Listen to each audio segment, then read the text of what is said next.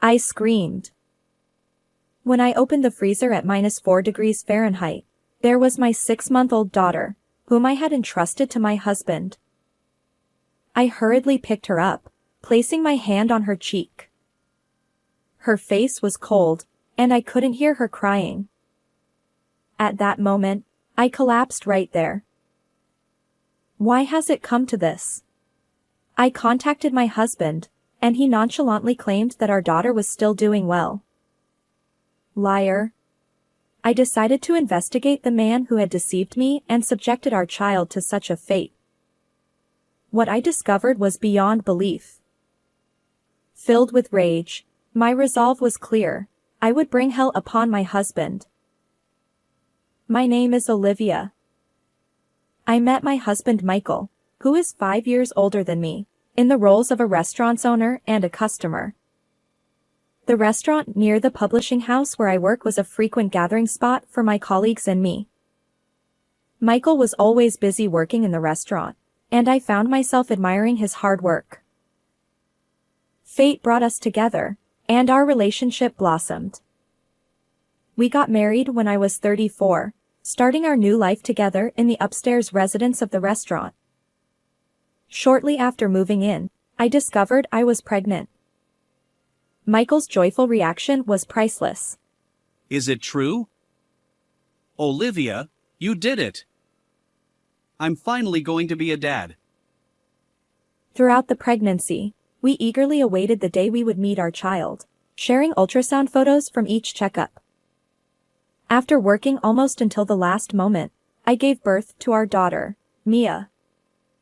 Despite the challenges of first-time parenting, our life together, with a loving husband and an adorable child, was pure happiness. Since our child was born, Michael has become busier with work, and I've taken care of most of the household chores and childcare during my maternity leave. While I understood that it couldn't be helped, I worried about his well-being. "Aren't you getting enough sleep?" I asked. His response: Well, I'm managing somehow. Our home was on the first floor of the restaurant, so at least he didn't have a commute.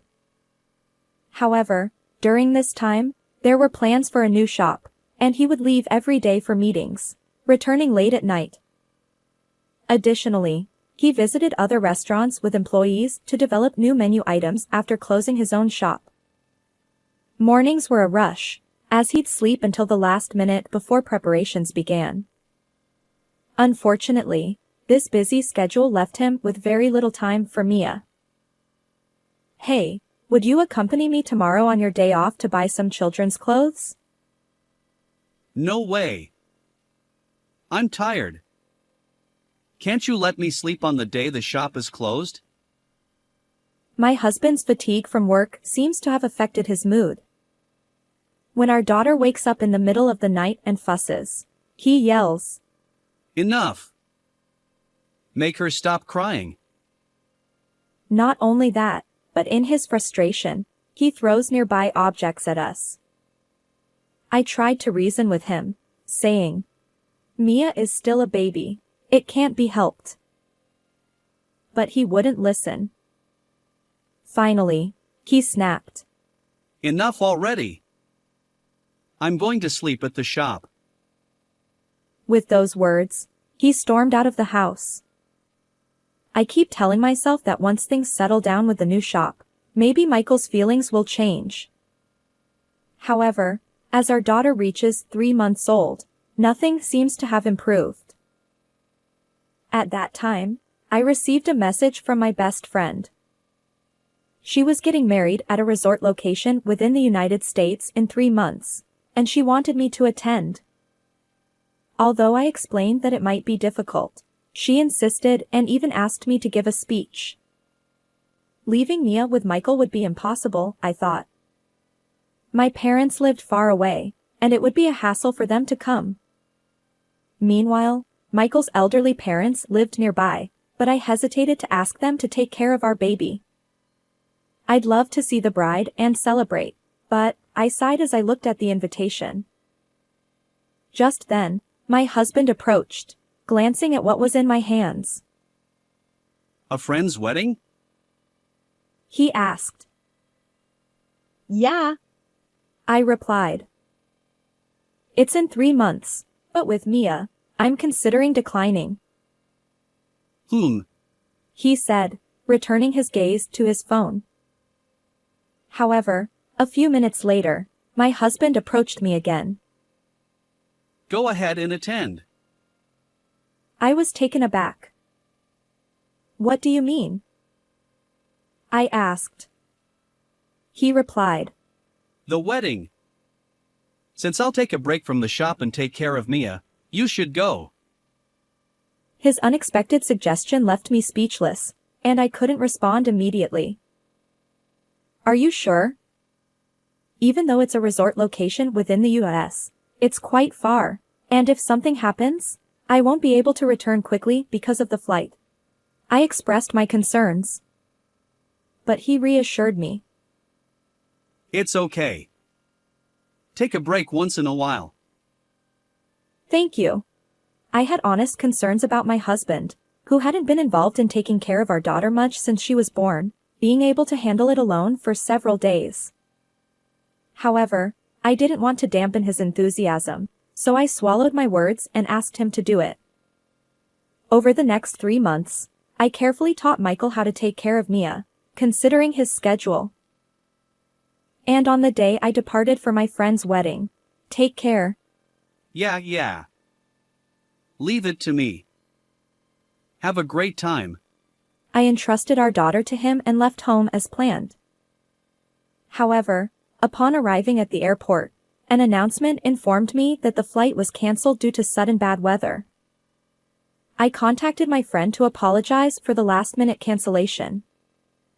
As I tried to call Michael to explain, there was no answer. Is he struggling with taking care of Mia? I wondered.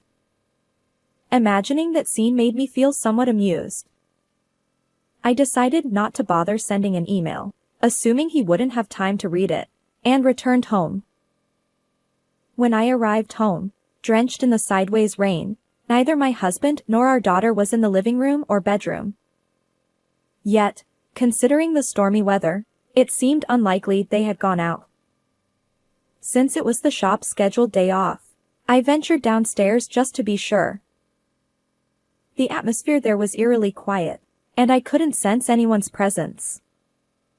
However, the light in the pantry, where he kept the freezer and other supplies, was on. Did someone forget to turn it off? I wondered. As I stepped into the room, I noticed that the freezer door was slightly ajar, allowing cold air to escape.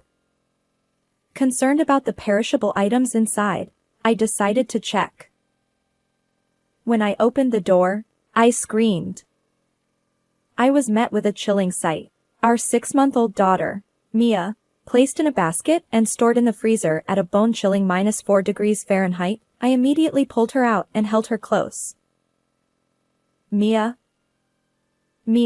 stay with me. Her face was icy, and she made no sound. Despair washed over me as I cradled her. But I knew I had to act quickly. I called an ambulance, and as they rushed Mia to the emergency room, I silently prayed for her safety. Why did this happen? Where on earth is Michael?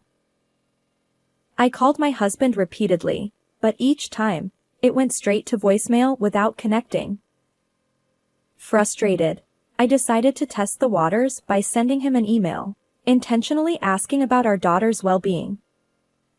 To my surprise, I received a message saying, Mia is happily playing. Enjoy the wedding. Yet, at that very moment, our daughter was still receiving medical treatment behind that door. Liar. The rage I felt toward Michael was boiling inside me. It was then that I resolved to seek thorough revenge against him and took action. 3 days later, my husband returned home. Instead of heading for our house, he went straight to the shop. I watched his actions through the baby monitor camera I had installed in the shop from our upstairs residence. Without hesitation, he walked toward the room where the freezer was located. Through the camera, he seemed somewhat frantic. Whoa! His scream echoed all the way to the second floor. I quietly followed him downstairs and stood behind him. He muttered something, almost like a chant. Why are you shouting so loudly? I can hear you all the way upstairs. Startled, he turned around when he noticed my presence. Huh? Why? He stammered. Mia would be frightened. Was she behaving well? I asked, noticing our daughter's clothes behind him. As I leaned in to see Mia's face, Michael used his entire body to block me. I want to hold her quickly, so could you move aside? He stammered. No, she's sleeping now, it's better to leave her alone. But I couldn't wait. Even just her sleeping face. Ah! I screamed, and Michael awkwardly averted his eyes. What's going on? Where's Mia? I demanded. He hesitated. Well, you see. It was no wonder. The basket in the freezer should have contained our daughter, but instead, there was a baby doll dressed in Mia's clothes. Of course, it was all my doing, a carefully orchestrated performance. Please bear with this exchange a little longer. This was just her plaything. Really? So where's Mia? She's being looked after. Yes. She's temporarily with someone else. Michael piled on the lies, desperately trying to salvage the situation. Then he looked at me, realization dawning on his face. Why are you here? Wasn't your return scheduled for the evening? If I return home early, would it cause any problems? No, it's not like that. In reality, when I decided to take revenge on Michael, I had sent him an email. It stated that I would continue entrusting our daughter to him and that I would return home 3 days later in the evening. That email was a lie. On that day, the flight was canceled due to bad weather, so I couldn't go. That's why I immediately returned home. Huh? I didn't hear anything about that. Why didn't you contact me sooner? But it wasn't you who didn't answer. Even so. I also miss calls sometimes. Michael, who had been assertive until then, grew increasingly timid, and toward the end, he mumbled so softly that I could barely hear him. However, whether he answered the phone at that moment no longer mattered. My anger wasn't about such trivial matters. Claiming that you left Mia with someone else was a lie, right? After all, when I returned home, you weren't here, and our daughter was in the freezer. Did you know? And yet, you even used such a doll to play a disgusting prank. Michael retorted, growing defensive as he approached me. But I stood my ground. Who's the real lowest of the low? When I asked you about Mia's well-being in that email, you said she was happily playing. Michael's face twisted in frustration. And yet, at that moment, she was already at the hospital. You liar. What were you doing? Tears welled up as I confronted him. But he avoided eye contact, turning away in silence. Say something, I declared, thrusting a piece of paper in front of my husband's nose. Huh? You were out here, weren't you? The paper was a schedule for a trip. Well, it's because we suddenly had a meeting for the new shop at the hotel. But the reservation was made 3 months ago, right after I decided to attend my friend's wedding. As I checked the date, It aligned with the moment I committed to the wedding. Michael seemed to panic again, avoiding eye contact and falling silent. Moreover, you reserved a couple's plan at the hotel. Huh? I wasn't invited. It was something I saw on TV, a popular option. I thought it might benefit our shop, so I went for research. His feeble excuses only increased the suspicion. A faint sheen of sweat appeared on his forehead. Well, so you took you employees along? Yeah, like a company trip. I inwardly sighed at Michael's ever-changing explanations. But now, it was showtime. I couldn't afford to drag out this exchange any longer. What part of this is a business trip, huh? I confronted him, presenting several photos. They showed my husband posing happily with another woman at tourist spots and getting cozy in bathrobes at the hotel. Clearly, it wasn't a work-related trip. They looked like a couple on vacation.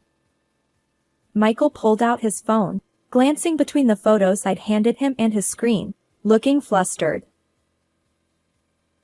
How did you get these pictures? He demanded, showing me his phone. To his surprise, the same images I'd printed were displayed there. I smirked at him. Did you forget that your phone's contents are accessible from a computer? Michael's face fell as he remembered. You see, he'd previously helped create greeting cards for a customer using his phone data, including addresses. He'd linked his phone and computer, allowing me to access reservation details and even the photos sent by his affair partner from the tourist spots. Moreover, isn't she one of your employees? No wonder you confidently called it a company trip.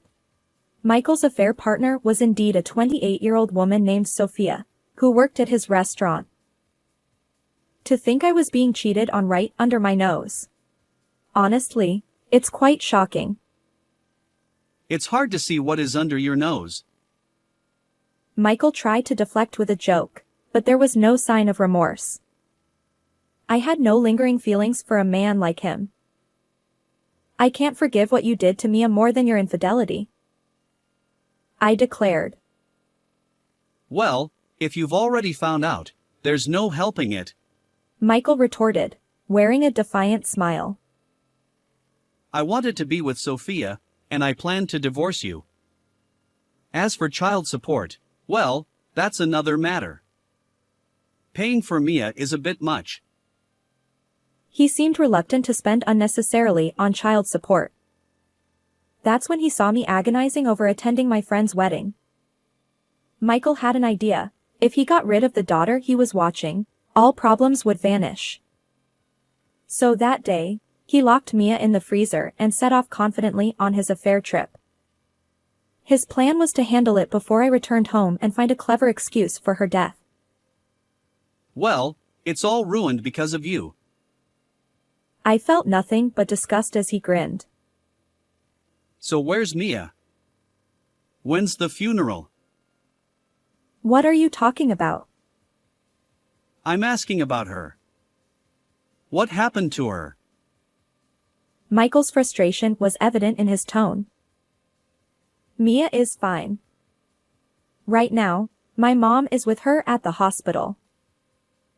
What? Is she alive? He looked visibly disappointed. I had discovered Mia shortly after Michael left the house. Her face was cold, and she wasn't crying. I had braced myself for the worst.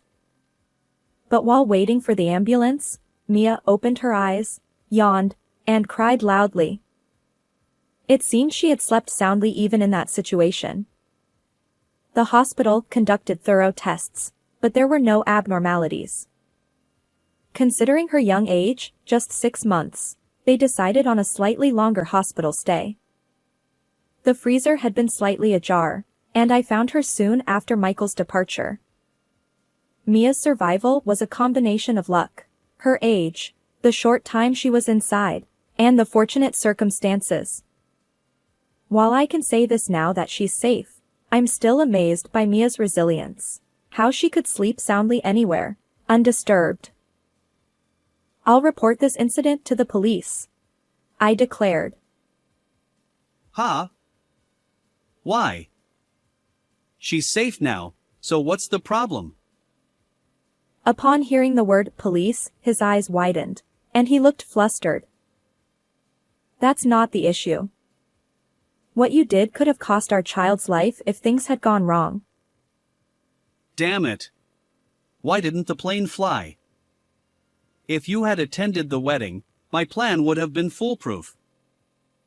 He defiantly paced around me, spitting as he spoke. It seemed he lacked any awareness of his wrongdoing. To make him acknowledge his guilt, I planned to involve the police and seek severe consequences. But first, I had another way to teach him a lesson. Regarding this matter, I'll have it written up in the magazine. The reputation of this shop will take a nosedive. Wait a minute. That's unfair. It's an abuse of authority. Michael stopped in his tracks and grabbed my shoulder.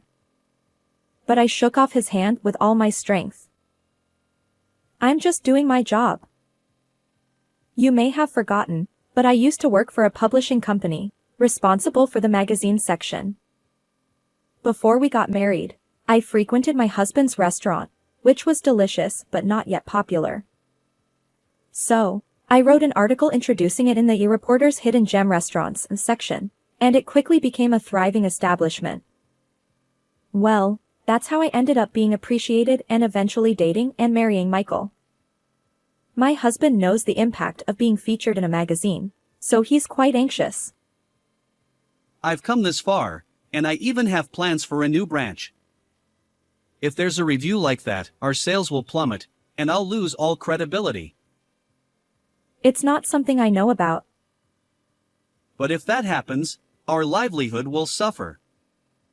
You and Mia will be equally affected, won't you? He desperately tried to persuade me, going back and forth. Wait, you were planning to divorce me because you wanted to be with your affair partner, right? Well, then it doesn't matter what happens to us. That's the situation, so the paperwork is already prepared. Sign it here quickly. I'll be claiming alimony and child support too. I fluttered the divorce papers in front of my husband. He snatched them from me and stared at them intently. Finally facing reality, Michael suddenly began apologizing. I'm sorry, please forgive me. I want you to reconsider the divorce, and please keep this from the police. Even as he tearfully pleaded, looking at my husband, I couldn't help but think, what a pitiful person. If an apology is enough, we don't need the police. Regret your actions and live with it. With a firm tone, I pushed him away, and Michael collapsed on the floor, wailing. Afterward, the divorce with my husband was finalized. I demanded a total of $20,000 in compensation for his affair from both him and his lover. Additionally, we agreed that he would pay a lump sum of $63,000 for our daughter's child support. Fearing unnecessary expenses, my husband triggered this incident, unaware of the immense consequences he would face. The police were notified, and Michael was questioned. Subsequently, he was arrested and sentenced to spend some time behind bars. Even without me writing an article, this incident made headlines in the news and was prominently featured in newspapers. Furthermore, social media, where I had shared information about the restaurant, flooded with critical comments regarding the fact that our daughter had been kept in the freezer. The restaurant's reputation plummeted rapidly, leading to its swift demise. My husband, now with no place to return to, faced the consequences of his actions. On the other hand, I started a new life with my daughter. Since Michael had never been involved in parenting, his absence had no impact. Mia is growing up happily, And I'm determined to keep striving for her smile. How did you find this story? Don't forget to subscribe to the channel. Until next time in our next video.